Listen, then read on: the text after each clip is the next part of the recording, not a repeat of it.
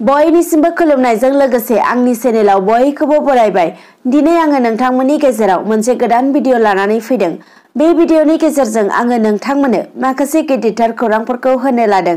फारियै नायलांदो। सेथियाव दङ बिटिआर हालामनि मोनब्रै जिल्लाखौ लानानै कक्राझार नोगोरनि गौरां दैसा सेराव थानाय बड'लेण्ड कालचारेल कमप्लेक्सआव बिटिआर खुंथायनिफ्राय रागा मुङै गुबुन गुबुन हारिनि हारिमुआरि दिन्थिफुंनाय हाबाफारिया थांनाय 19 फेब्रुआरिनिफ्राय सानथामनि हाबाफारिजों गाजा गोमजायै खुंफुंजाबाय।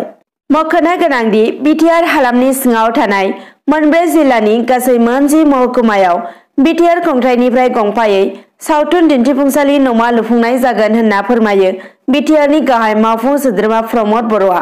लोगोसेनो बिथां प्रमद बर'आ बे सानथामनि हाबाफारिजों खुंफुंनाय रागाम हारिमुआरि हाबाफारिनि गेजेरजों गुबुन गुबुन रावारि सुबुंफोरनि हारिमु दिन्थिफुंनाय हाबाफारिनि गेजेरजों बिटिआर हालामाव गोजोन खौसेथि फैगोन होननानै फोरमायथियो। गुबुन फारसेथिं सावथुन दिहुननायनि थाखाय बिटिआर खुंथायनिफ्राय बोसोरसेयाव 50 लाख रां अनसुंथाइ होनाय जागोन होननानैबो फोरमायो। नैथियाव थांनाय सनिबारखालि गुवाहाटी नोगोरमानि ब्रह्मपुत्र रायजोआरि आलासि जिरायसालि नमायाव जिरायनाय केबिनेट जथुम्मानि गेजेरजों रायजो सोरखारा मोनसे बिथांखिखौ आजावना लादों।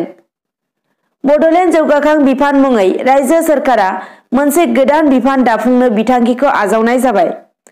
लोगोसेनो हाजोआरि जौगाखां बिफानाबो आगोलनि बायदिनो थागोन होननानै फोरमायो।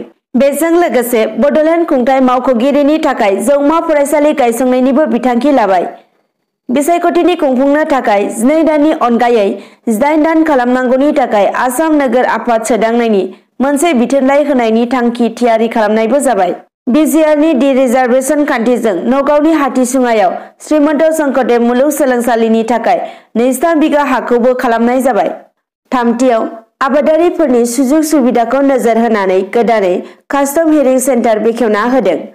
बे सेन्टारनि गेजेरजों गुरुफिला ओनसोलाव थानाय रायजो राजा आबादारिफोरा बे सेन्टारनि गेजेरजों माइ हाग्रा, गायग्रा, मारा होग्रा, माइ सौग्रा, हाग्रा दांग्रा गोबां मेसिनफोरखौ खम रां होनानै भारा एबा लांथ'नानै बाहायहैनो हागोन। ब्रैथियाव चिरां जिल्ला बिजनी पुलिस थानानि पुलिसआ सं दाननानै आयेन बेरेखा ड्राग्स फालांगि हमनो हादों। मख'नो गोनांदि चिरां जिल्लानि बेन्दोंआव थानाय बिजनी पुलिस थानानि मावथिफोरा जथायै सं दाननानै ड्राग्स फालांगिजों लोगोसे गं 52 फिसा फिसा प्लास्टिक थेमाजों आबुं जानाय साइकोट्रपिक ड्राग्स आरो गं 93 प्लास्टिक थेमा, साबोन दोनग्रा, गं 41 लाइटार आरो गं3 मबाइल फनखौ बोखांनो हानाय जादों होनना मिथिनो हादों। बाथियाव मैया थांनाय 21 फेब्रुआरि रबिबारखालि आबादारिफोरनि गोदान आयेन हेंथा सोमावसारनायखौ लानानै दिल्ली बिधान सभायाव दिल्लीनि गाहाय मन्थ्रि आरो आबादारिफोरनि गोबां दैदेनगिरिफोरनि गेजेराव सावरायलायनाय जथुम्मानि हाबाफारिखौ मावफुंलाङो। दिल्ली बिधान सभायाव गाहाय मन्थ्रि अरविन्द केजरीवालजों लोगोसे आम आदमी पार्टीनि राज्य सभानि एमपि सन्जय सिंह, दिल्ली सोरखारनि मन्थ्रि कैलाश गहलट आरो बिधान सभानि बुंथिगिरि राम निवास गयाल बिथांमोना सा 50 आबादारिफोरखौ लानानै आबादारिफोरनि आयेननि हेंथायै आबादारिफोरा सोमावसारनाय जेंनानि सायाव सावरायनाय जायो।